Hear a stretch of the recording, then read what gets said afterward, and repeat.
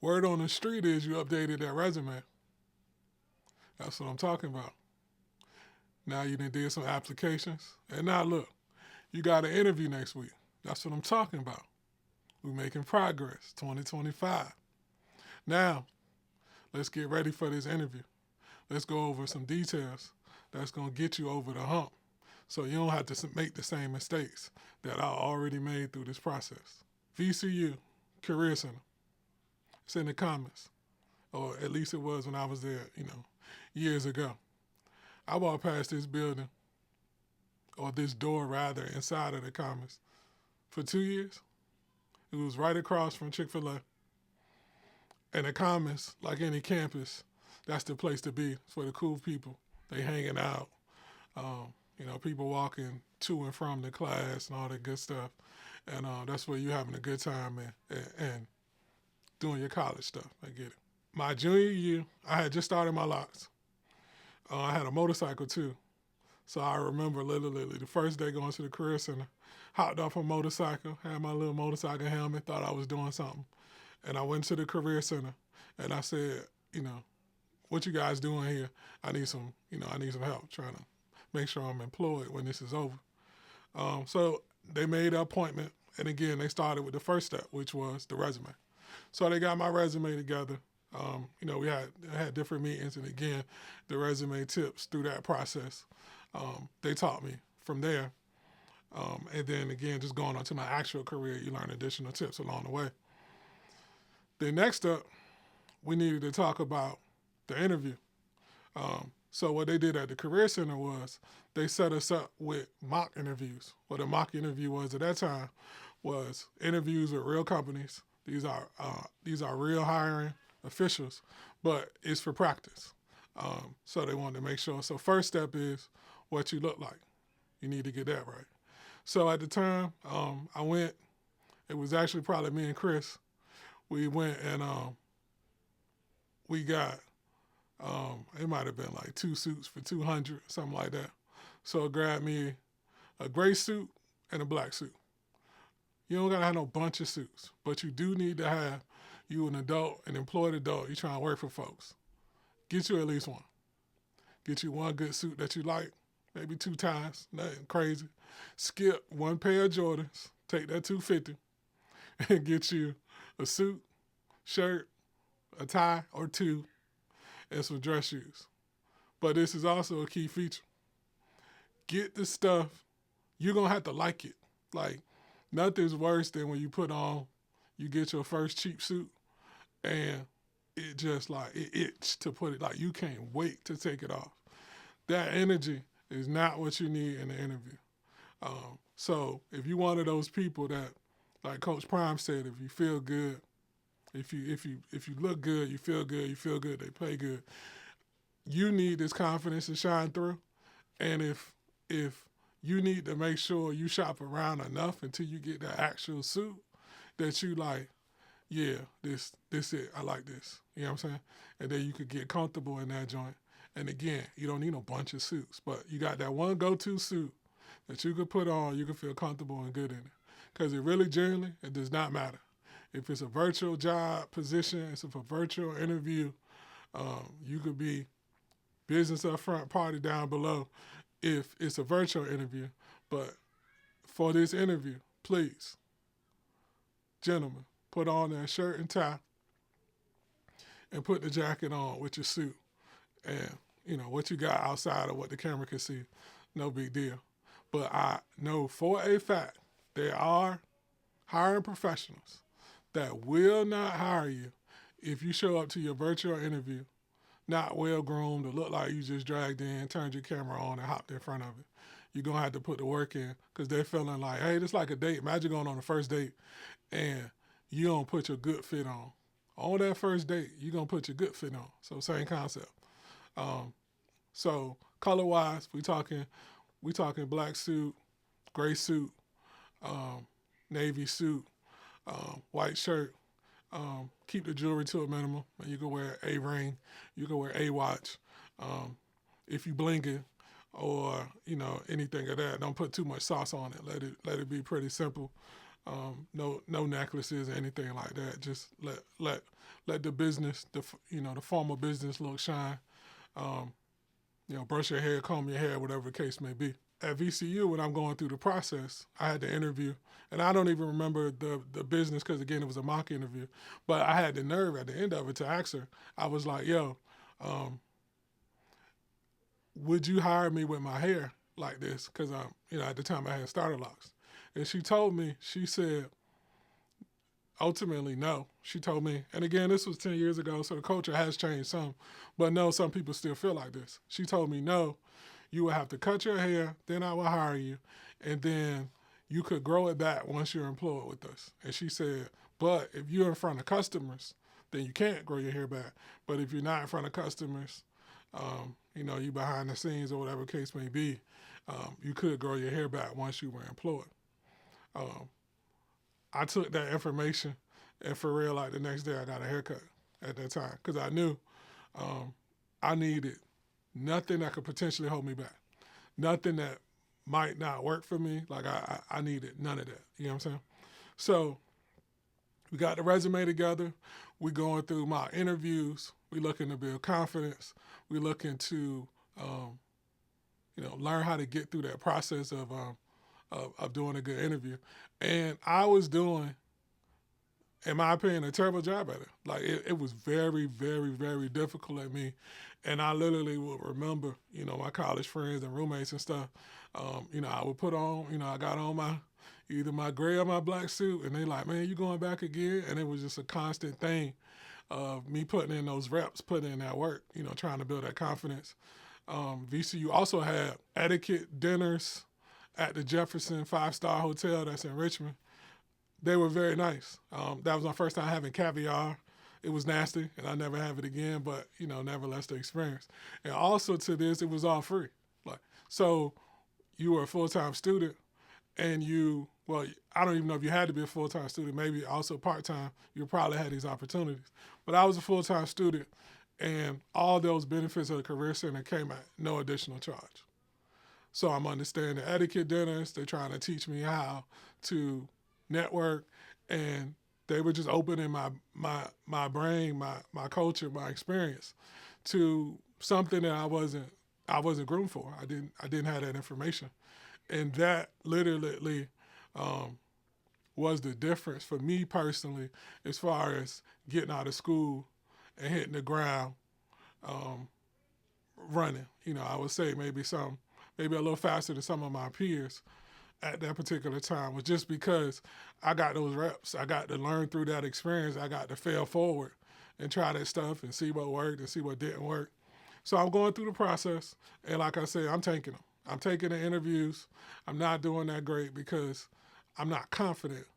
And we got to a point where I was coached up enough that I knew what to say. I knew what the right answer was, but I wasn't confident enough to say it because I believed it.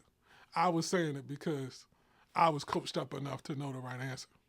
So, shouts to Miss Darlene Ward. She was my career counselor, and she wouldn't give up on me. She would not give up on me. And she said, keep coming, keep working. And no lie, I probably went on 20 interviews for all no's. And she eventually, I was like, what do you think we should do, yada, yada. And she said, the light bulb has to click for you that you understand that you're valuable and you're confident and you're supposed to be here. And I'll never forget my first interview it was with, I believe, J.P. Chase for like this big program for the summer, and they was going to send you to Florida. You was going to work for them, and it was just a dope program. And I made it through the 2 cuts, probably really off of her name, and I had a referral that helped me out, another student that went there that was older than me, and he got me, so I made it to the actual interview. When I tell y'all, I was so nervous at this interview. I mean, I'm sure I was sweating. And I was already, trying to study J.P. Chase and what they might ask. The interviewer asked me some kind of off-the-wall analytical question. I think I remember. I think it was, Um, if you got 5 balls and you could only use the scale twice, how do you weigh the balls to see um, which ball is the heaviest? So, it was something of that nature. And when I say he completely threw me off, he completely threw me off. I didn't. I was. I could have said, "Sir, thank you for your time," and walked out of there. Like that's how much all the prepping about the business and all the standard questions and just I wasn't. I wasn't ready, and obviously I wasn't selected for that position, and I got frustrated. And I remember um, Darlene Ward contacted me for another opportunity, and she told me to update my cover letter, and I did. I did a lackluster job. I was just kind of defeated at that particular moment, and I was like, I throw something together, but I didn't put, the genuine work that I knew to do. And she called me, Miss Ward called me, and she laid me out. And she was like, "Look, I'm locked in. I'm here to help you, to the end. But if you're not gonna put the work in, you know better. Stop wasting my time. You want to do this or you don't." And that changed me for that moment. Like, the understanding again, I had that level of, again, for one, somebody having that level of belief in you. And for two, it's on you. Just put the reps in. Like, she like, "Look, I'm your support system. I'm here. We gonna get you over the hump." And, I took that to, a moment of recharge, and I told her, "You're absolutely right." Again, I wasn't frustrated. I wasn't upset at her for correcting me because she was right. I was wrong. She was right. She like, "Yo, I know this is not your best work because I'm the one that taught you. Like, this not how we're going to get, we're not going to get, if you're going to quit, just quit, but don't waste my time." And she set me straight, and I needed that. And I said, "You're right. Let me do better. I could do better. I'm going to get it right."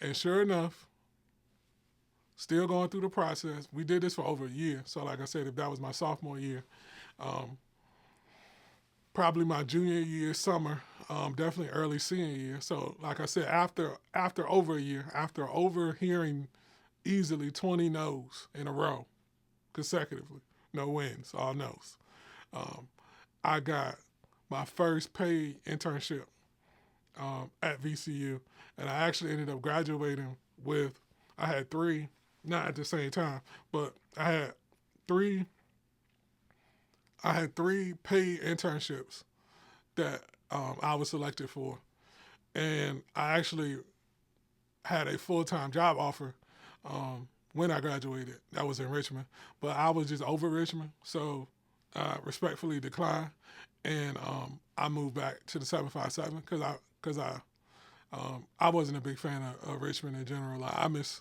757. 757 was absolutely home.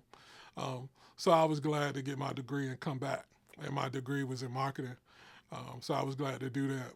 But especially graduating in a time where they said the job market was going to be extremely tough, um, I was so thankful for having that opportunity to go through those reps, build up an actual resume, um, and have an actual job offer um, just from graduating. So that was a super blessing, a super time to go through that experience. So a lot of my peers that didn't take advantage of the Career Center, they had to get all those reps after graduation. And that was just so much more challenging because, again, you're a little bit older. The stakes are a little bit higher because now you got real bills. Now you got, stuff that you got to pay for. So when you're able to do it through school while you're actually still in school, that's super valuable. So if you have the opportunity, if you do decide to go to a university, please check with the Career Center, get tapped in with them as soon as possible.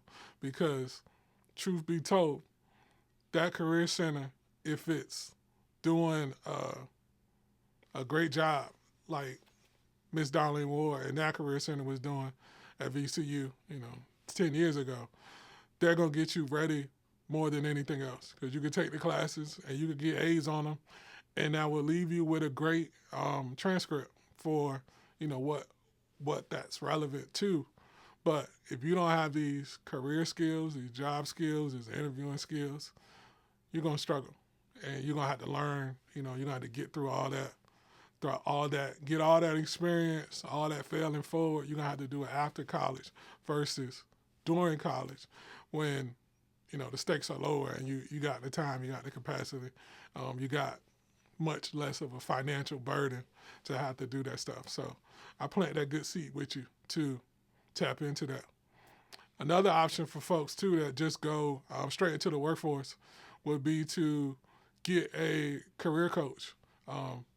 Because if you jump straight into the workforce, you just finding somebody that's doing what you would like to be doing already. So if somebody's out there and they're at the level of success you would like to be, invest in that wisdom. And again, this whole this channel, this conversation, like that's what this is about. This is about me providing. This is the stuff that worked for me. This is stuff that did not work for me, and some of the stuff in the world, it ain't new. Like this is so you can learn from my mistakes, so you don't have to have those same mistakes, and that'll just speed you up and get you that much faster to be in the game. That's the point. That's the intention. So this is about just putting good seed out there and giving you, whatever level of success that I was, able to accomplish, giving that insight to you. Because again, it's not a competition. So I don't want to see you making the mistakes that I know. I say, yo, these are the mistakes right here. These are coming. I know these. And you like, don't worry about it. I figured out. I know the way. Because I was there. I thought I knew way more than I did when I was growing up. And now it's like the first level of wisdom is knowing that you don't know nothing. And every single day, I'm taking the opportunity to learn something new from anybody. It don't got to be millionaire, billionaires. I can learn something from the janitor, from the homeless man on the corner, from like life and wisdom and insight. Is everlasting and always out there. And you just need to make sure that you're tapping into that and you're seeking that. Seek good stuff and you'll find it. Seek bad stuff and you'll find that as well too.